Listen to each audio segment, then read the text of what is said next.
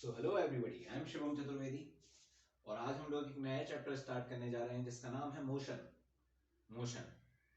इसके पहले हमने क्या पढ़ा है? इसके पहले हमने देखा है फोर्स के बारे में। ठीक, फोर्स हमने जो देखा था वो देखा था, मैंने आपको कई बार बताया था उसमें कि फोर्स पहले हम मोशन बाद में पढ़ेंगे, पहले मोशन जो फेनोमेना है वो होता किस वजह से है वो देख लेते हैं।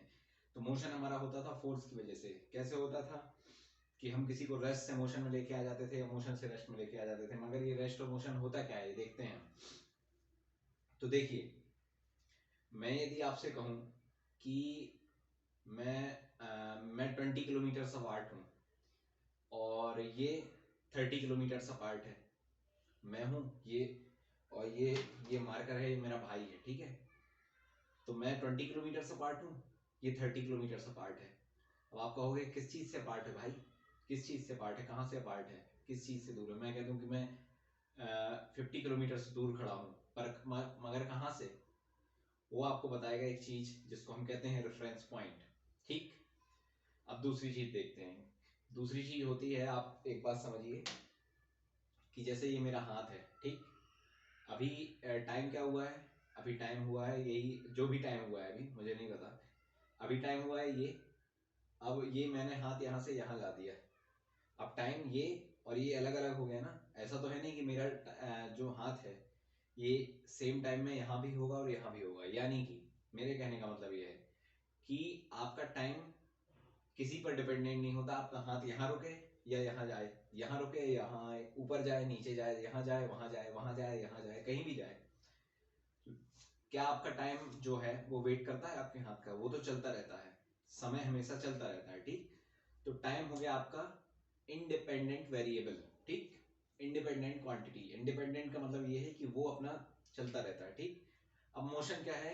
ये मैंने जो आपको 2 पॉइंट बताए उन्हीं से रिलेटेड करूंगा मैं according to the definition. Let's see the change in position of a body with respect to time and reference point. Okay, तो ये है मेरी बॉडी, ये है मेरी बॉडी। ठीक, ये एक बॉडी है, यदि ये चेंज कर रही है अपनी पोजीशन, पोजीशन मतलब आप समझते हो ना पोजीशन, किस चीज की रिस्पेक्ट में? पहली बात तो टाइम के रिस्पेक्ट में, यानी कि मान लीजिए कि अभी 12 बजकर 2 मिनट और 20 सेकंड हुए हैं। ठीक, 12 बजकर 2 मिनट 20 सेकंड, और इसने ये पोजीशन यहाँ से लेके यहाँ आ गया, तो 12 बज के 20 मिनट और 4 सेकंड हो गए। ठीक, या 3 सेकंड हो गए, तो यानी कि टाइम बदला, पोजीशन बदली, टाइम बदला।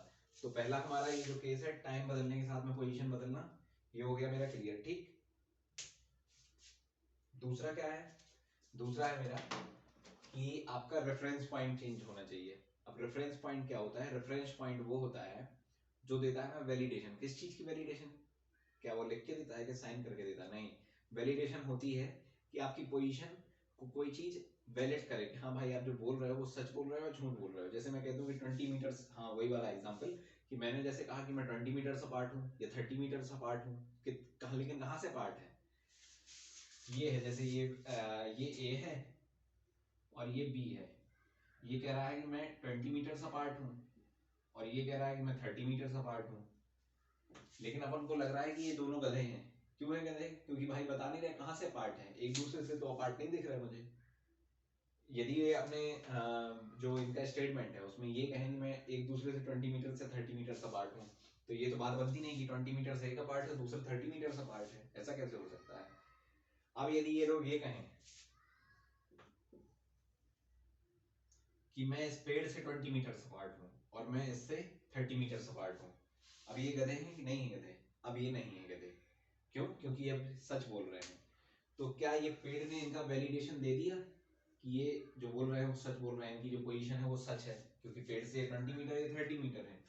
तो जो चीज आपको पोजीशन का वैलिडेशन दे उसको हम कहते हैं रेफरेंस पॉइंट। तो अब हमारा ये था रेफरेंस पॉइंट।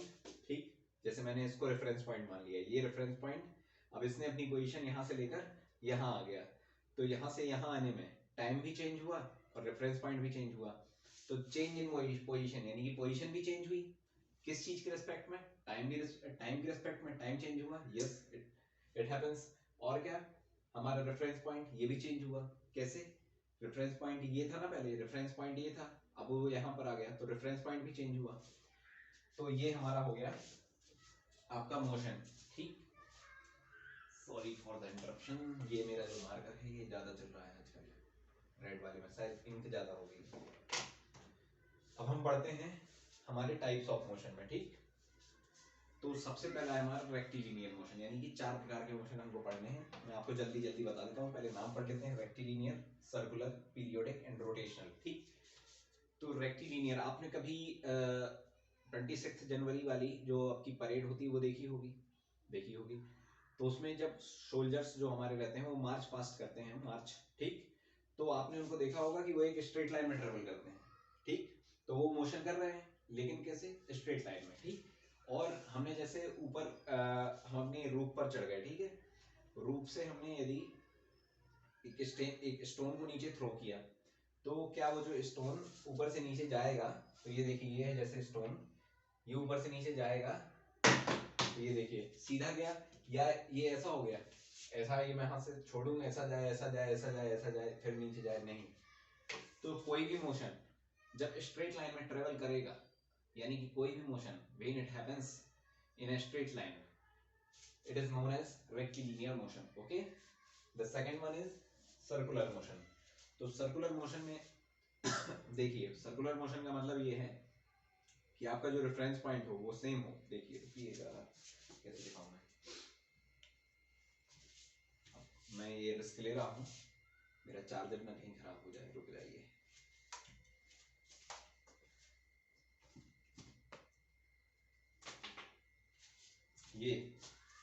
ये देखिए, ये है मेरा रेफरेंस पॉइंट, ये मेरा हाथ है, ये रेफरेंस पॉइंट है, ठीक।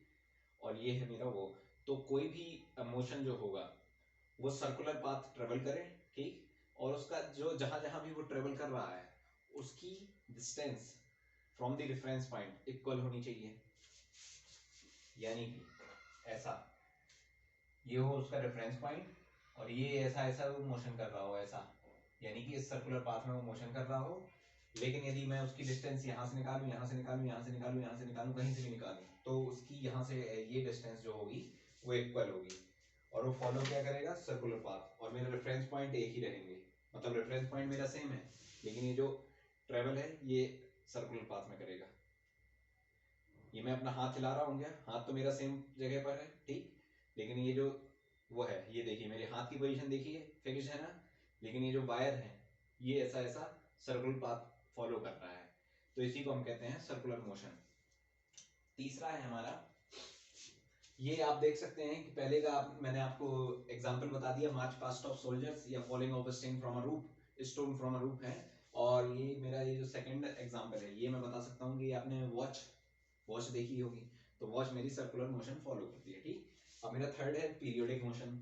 ये पीरियोडिक मोशन ये होता है कि आप टू एंड फ्रो का मतलब ये होता है कि आपने कभी झूला देखा होगा, मेले में गए होंगे तो जब हम झूले देखते हैं वो स्विंग वाला, ये जो ऐसा होता है, वो आपने देखा होगा कि एक होती है उसकी एक्सट्रीम पोजीशन। अब ये मैं ऊपर रब कर रहा हूँ ताकि और बेहतर तरीके से आपको समझ में आ सके।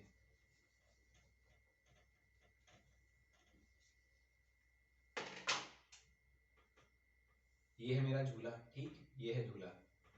अब झूला जो रहता है वो ऐसा जाता है, ऐसा जाता है, फिर ऐसा आता है, ऐसा जाता है, तो ये जहां तक जाता है ये होती है इसकी एक्सट्रीम पोजीशन, ठीक। जब हम आगे ऑसिलेशंस पढ़ेंगे तो आप बेहतर तरीके से समझ पाएंगे। तो ये होती है इसकी एक्सट्रीम पोजीशन, ये होती है इसकी मीन पोजीशन। तो मीन पोजीशन से जहां तक वो मैक्सिमम डिस्टेंस ट्रेवल करेगा उसको कहते हैं हम एक्सट्रीम पोजीशन। और फिर एक एक्सट्रीम पोजीशन से लौट कर फिर यहाँ आएगा, फिर यहाँ से मीन पोजीशन में जाएगा, तो वो एक ऑसिलेशन हो जाता है। लेकिन अभी आपको ये ध्यान नहीं देना है, आपको सिर्फ इतना ध्यान देना है कि ये मोशन सेम टाइम में अपने आप को रिपीट कर रहा है। देखिए पीरियड माने क्या होता है कि आप सेम टाइम पीरियड से मतलब है, पीरियड का मतलब है टाइम पीरियड से मतलब, तो ये देखिएगा सेम टाइम में अपने आप को रिपीट कर रहा है। ये है जैसे ये मैंने सस्पेंड कर दिया इसको फ्रीली,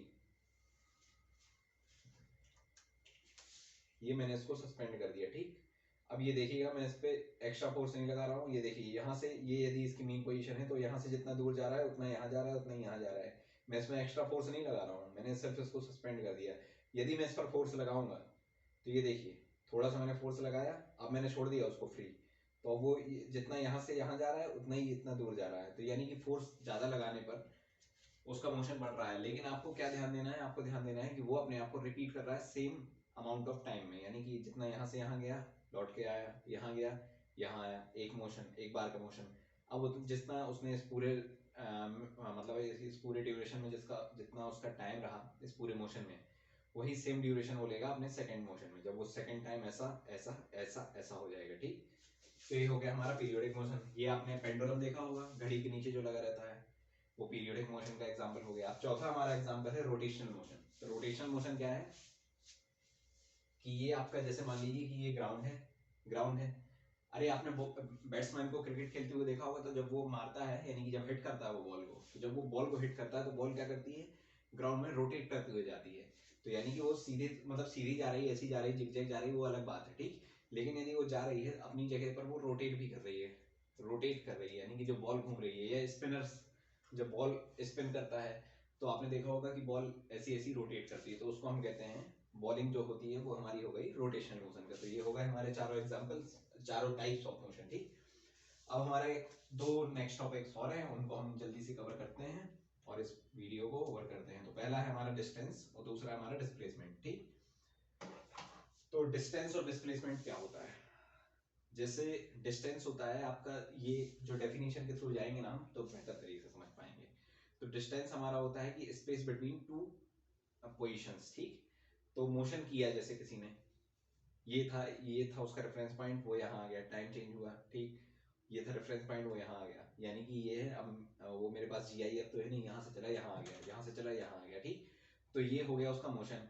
तो एक पोजीशन से दूसरे पोजीशन के बीच में, ठीक, जितना स्पेस होगा, जितना उसने पाथ ट्रेवल किया होगा, पाथ क्या है वो हम आपको बाद में बताएंगे, तो जितना वो पाथ ट्रेवल करेगा वो होगा उसका डिस्टेंस। ओके, और एक पॉइंट से लेके, यानी कि रेफरेंस पॉइंट से लेके जहां वो चला गया है, जहां अभी है, यहाँ है, यहाँ है, यहाँ है, यहाँ है, यहाँ है, कहीं भी है, तो उन दोनों के बीच का, जहां भी है दोनों, उन दोनों के बीच का जो शॉर्टेस्ट डिस्टेंस है उसको हम कहेंगे शॉर्टेस्ट डिस्टेंस, यानी कि शॉर्टेस्ट स्पेस। ठीक, स्पेस जितना उन दोनों के बीच में है उसको हम कहेंगे डिस्प्लेसमेंट।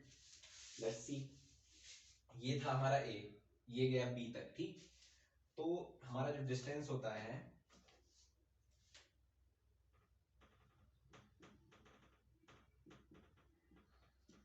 डिस्टेंस है हमारा पाथ डिपेंडेंट। ठीक,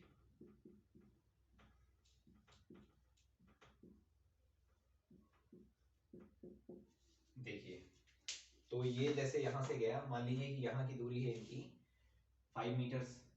अब यदि ये यहां से घूम गया तो 1 मीटर 1 मीटर 1 मीटर, और फिर ये मेरा चला गया 3 मीटर, और फिर ये 1 मीटर। तो अब ये कितना हो गया इसका, अब इसने ये कितना पार्ट ट्रेवल कर लिया, अब यहाँ से तो ये 5 मीटर कर रहा था। ठीक, यहाँ और यहाँ के बीच की डिस्टेंस इसने, मतलब डिस्टेंस क्या, पाथ जितना कवर किया, तो पाथ बदला तो इसका क्या डिस्टेंस बढ़ेगा घटेगा, देखते हैं। 1 1 2 3 3 प्लस 3 6 7, अभी हो गया 7 किलोमीटर। मान लीजिए कि यहाँ से ये ऐसा घूम के गया, तो इसको लगा ये घूम के गया तो 6 मीटर, ये से ही यहाँ से 6 मीटर, अभी यहाँ से यहाँ गया, लेकिन ये यहाँ आ गया लौट कर, तो 5 प्लस 3 ये हो गया इसका 8 मीटर। ठीक, तो क्या ये पाथ बदलने से इसका डिस्टेंस में चेंज आ रहा है? क्योंकि ये पाथ पर डिपेंडेंट है। यदि यहाँ से यहाँ सीधे चला जाता 5 मीटर्स में आ जाता, ऐसा गया 1 metre 1 metre 1 metre 1 metre 1 metre 3 metre 1 metre, बढ़ गया, ऐसा गया गोल घूम के गया 8 मीटर, ऐसा गया 5 मीटर, लौट के आके यहाँ खड़ा हो गया 3 मीटर, यानी कि 5 प्लस 3 8 मीटर्स। तो पाथ बदलने पर हमारा डिस्टेंस बढ़ जाता है। ठीक, घटता नहीं है, बढ़ जाता है। अब आप मुझे बताइए कि यदि मोशन हुआ है, मोशन यदि हुआ है, तो क्या डिस्टेंस 0 हो सकता है? नहीं हो सकता है। कैसे नहीं हो सकता है? जैसे यहाँ से वो ट्रेवल करेगा तो कुछ तो चलेगा मोशन, या तो वो 0 खड़ा रहे, यानी जब 0 खड़ा रहेगा वहीं हिलेगा नहीं वहां से, तो वो मोशन की जो हमारी डेफिनेशन है उसको वो सेटिस्फाई नहीं कर पाएगा। कैसे कि वो अपने रेफरेंस पॉइंट से हटा नहीं, टाइम बढ़ गया रेफरेंस पॉइंट से, उसने अपनी पोजीशन चेंज नहीं की, तो it is not motion. Okay, लेकिन जब मोशन हुआ, तो उसने कुछ ना कुछ तो पाथ कवर किया ना, ऐसा किया, डजंट मैटर कैसा किया, ऐसा किया या उल्टा चला गया, मान लीजिए उल्टा चला गया, इस तरफ चला गया, तो भी पाथ कवर किया। तो जितना पाथ उसने कवर किया, तो वो डिस्टेंस तो उसने कवर किया, क्योंकि पाथ कवर डिस्टेंस। ठीक, तो हमारा ये जो डिस्टेंस है कैन नेवर बी नेगेटिव,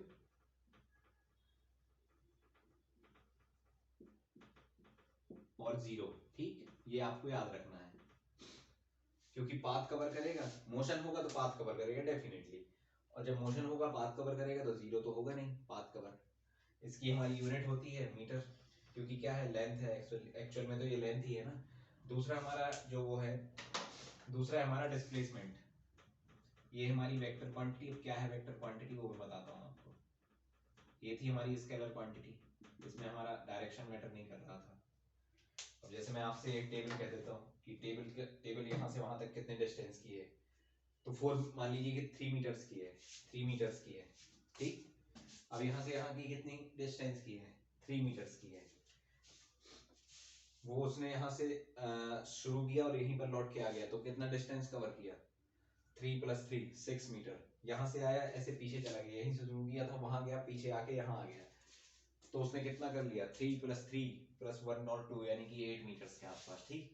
तो कभी 0 हुआ नहीं, कभी नेगेटिव हुआ नहीं, यानी कि डिपेंड करता है लेंथ पर, डिपेंड करता है पाथ पर। ओके, अब देखते हैं डिस्प्लेसमेंट क्या है। तो डिस्प्लेसमेंट यानी कि आपने जैसे फोर्स देखा था, ठीक। अब वो जो फोर्स था, एक टेबल थी, टेबल मुझे उस साइड में शिफ्ट करनी थी, यानी कि राइट हैंड साइड से लेफ्ट हैंड साइड में शिफ्ट करनी थी। उसको शिफ्ट करने के लिए फोर्स कितना रिक्वायर्ड था, 2 न्यूटन, ठीक। अभी मैंने यदि 2 न्यूटन यहां से लगा दिया तो ये इस तरफ शिफ्ट हो जाएगी, क्या मुझे रिजल्ट मिला, नहीं मिला। 2 न्यूटन और 2 न्यूटन दोनों तरफ से लगा दिया, वो हिले नहीं अपनी जगह से, कुछ रिजल्ट मिला नहीं मिला। अब मुझे, अब केवल मैंने 2 न्यूटन यहां से लगाया और मेरे को रिजल्ट मिला, तो क्या मेरी डायरेक्शन चेंज करने से या डायरेक्शन सही करने से मुझे मेरा मनचाहा रिजल्ट मिला, हाँ मिला। तो ये था मेरा डायरेक्शन डिपेंडेंसी। ये मैं आपको डायरेक्शन डिपेंडेंसी बता रहा था, जिस क्वांटिटी में डायरेक्शन डिपेंडेंसी हो उसको हम वेक्टर क्वांटिटी कहते हैं। हम ये रिलेट करेंगे डिस्प्लेसमेंट से। तो डिस्प्लेसमेंट होता है हमारा शॉर्टेस्ट डिस्टेंस, ठीक। तो शॉर्टेस्ट डिस्टेंस मान लीजिए कि मुझे यहां से लेकर यहां तक की निकालनी है। अब डजंट मैटर, अब डजंट मैटर कि उसने पाथ कौन सा कवर किया है, अब पाथ से नहीं उसको कोई मतलब, अब उसको मतलब है डिस्टेंस डायरेक्शन से। तो ये मैं पाथ को रब कर सकता हूं बाय जेड, और यहां पर मैं लिख सकता हूं डायरेक्शन डिपेंडेंट,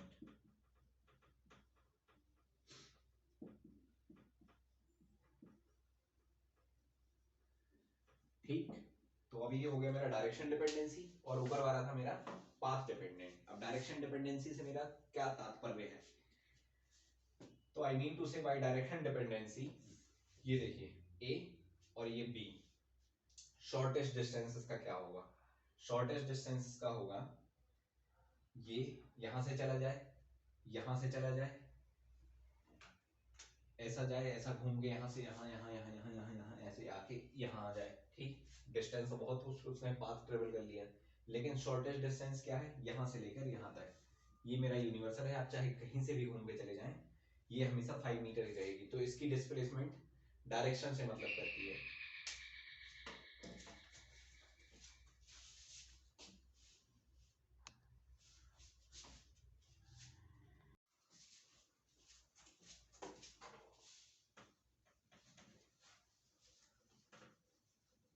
तो हम लोग डिस्प्लेसमेंट में यहां तक आ गए थे कि हमने समझ लिया था कि उसका डायरेक्शन डिपेंडेंसी और शॉर्टेस्ट डिस्टेंस तक पहुंच गया था मैं, ठीक। उसके बाद हमारे क्या पहुंचना है हमें कि डायरेक्शन डिपेंडेंट डी आई, ये देखो आधा हरा आधा लाल।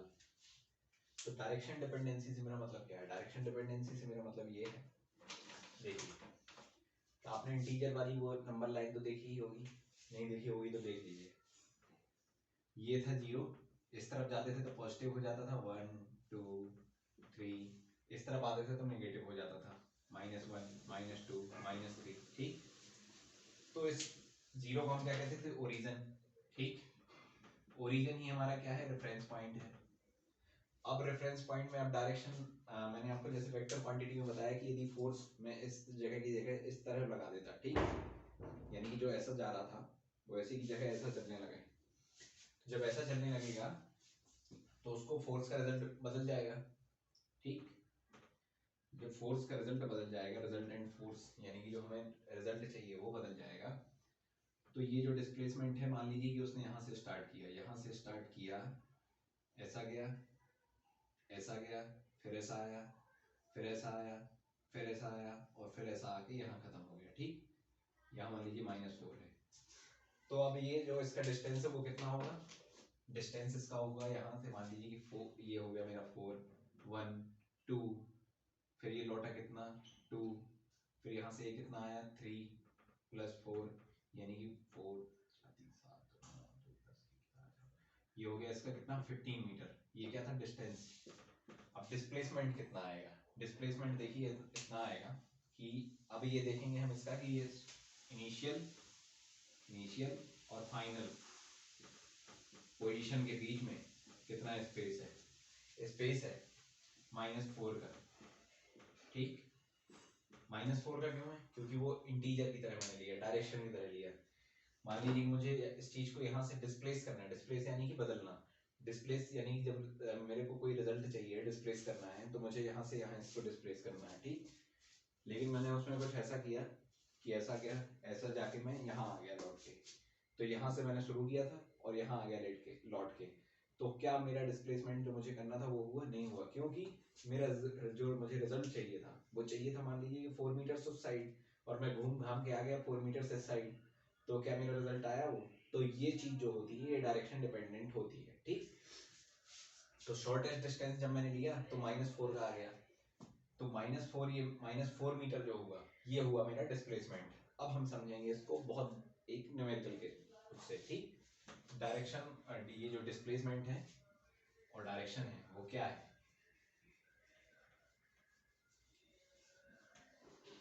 ठीक, अब मान लीजिए कि आपको दिया गया है ये 4, 3 और ये x। ठीक, अब मान लीजिए कि जो a है, a ने कुछ ट्रेवलिंग करना स्टार्ट की और b तक चला और b से c पहुंच गया। ठीक, तो जब b से c पहुंच गया वो, उसमें लिखा है, उसमें मान लीजिए कि हमें कैलकुलेट करना है कि a से लेके c का डिस्प्लेसमेंट, डिस्टेंस निकालो, डिस्टेंस और डिस्प्लेसमेंट निकालो, तो क्या होगा देखते हैं। तो जो मेरा डिस्टेंस होगा वो होगा कितना 3 + 4 यानी कि 3 + 4 = 7 मीटर्स।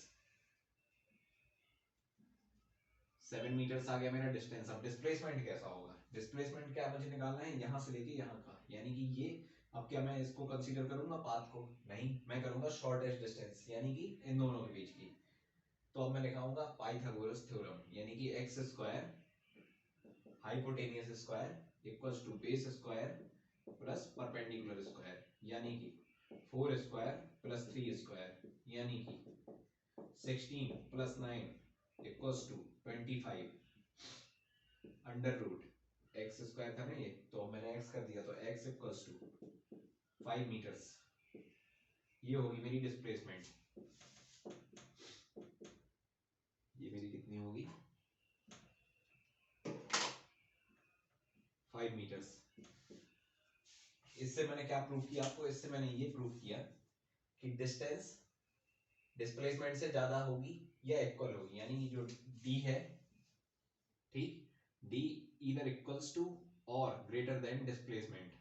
ठीक, ये मेरा फाइनल कंक्लूजन था इस वाले एग्जांपल्स के थ्रू। ठीक, तो डिस्टेंस मेरा या तो इससे ज्यादा होगा डिस्प्लेसमेंट से या इसके इक्वल होगा। इक्वल कब होता, यदि मैं यहाँ से ये पूछ रहा होता। अब ऐसा कभी नहीं होगा कि डिस्प्लेसमेंट ज्यादा हो जाए डिस्टेंस कम हो। ठीक, तो ये हो गया मेरा पहला कंक्लूजन जो आपको याद रखना है। दूसरा कंक्लूजन एक और देखते हैं और उसके साथ हम फिनिश करते हैं।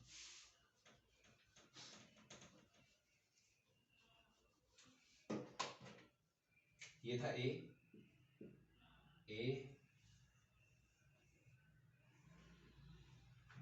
4 metres, 2 metres, 2 metres, 1 metre, 3 metres.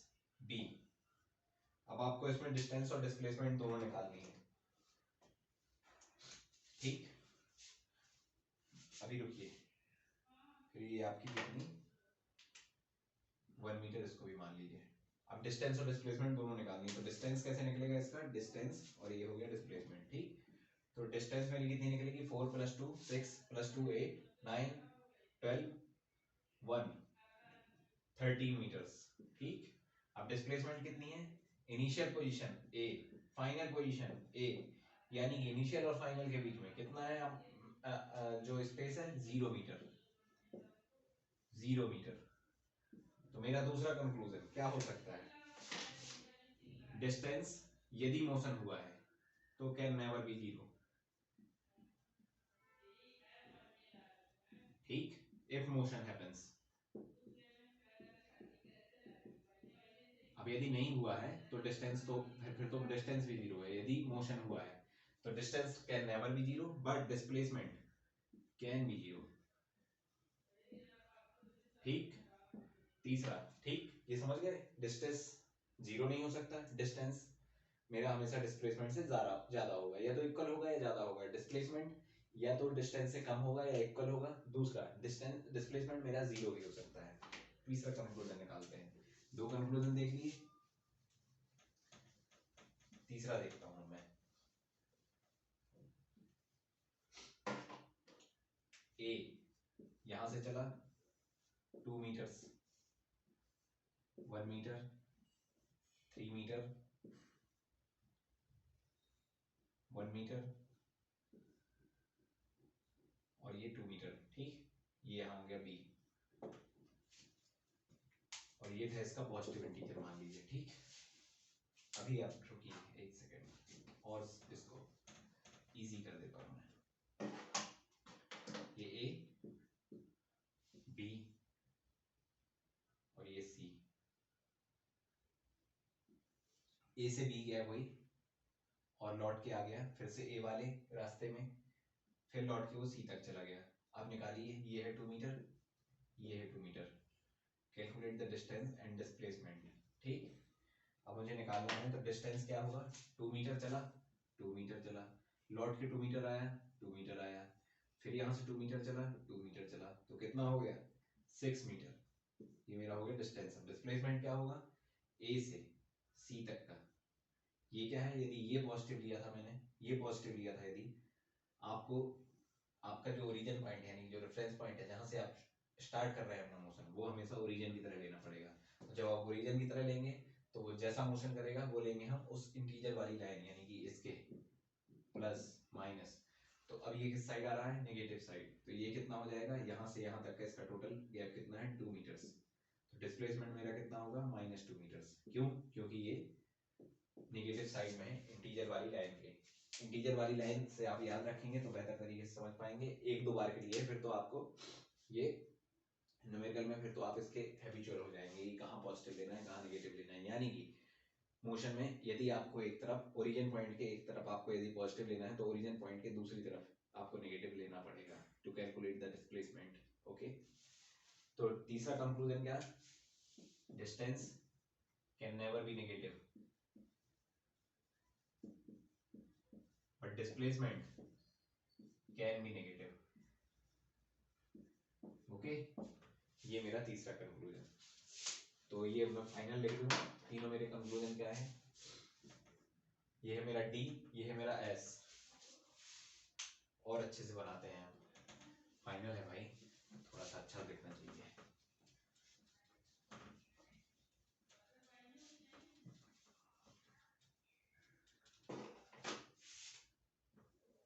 D for distance, S for displacement.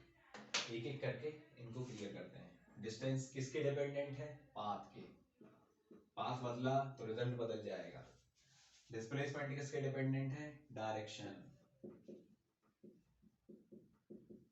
Direction बदला तो रिजल्ट बदल जाएगा। दूसरा difference, can be zero, can not be zero, can be zero, ठीक, देखा हमने कैसे। तीसरा, can not be negative, be negative, can be negative. चौथा, डिस्टेंस ग्रेटर, ईदर ग्रेटर और इक्वल्स टू डिस्प्लेसमेंट, देखा हमने। डिस्प्लेसमेंट ईदर लेसर और equal to distance, okay. And the fifth one is there as SI unit, meter, meter. Okay, so that's all for the class. In the next video, we'll discuss about average velocity and average speed, and we will learn about the concept of, before that we will learn about the concept of speed and velocity. So thank you very much for today. It's a wrap for me. Thank you.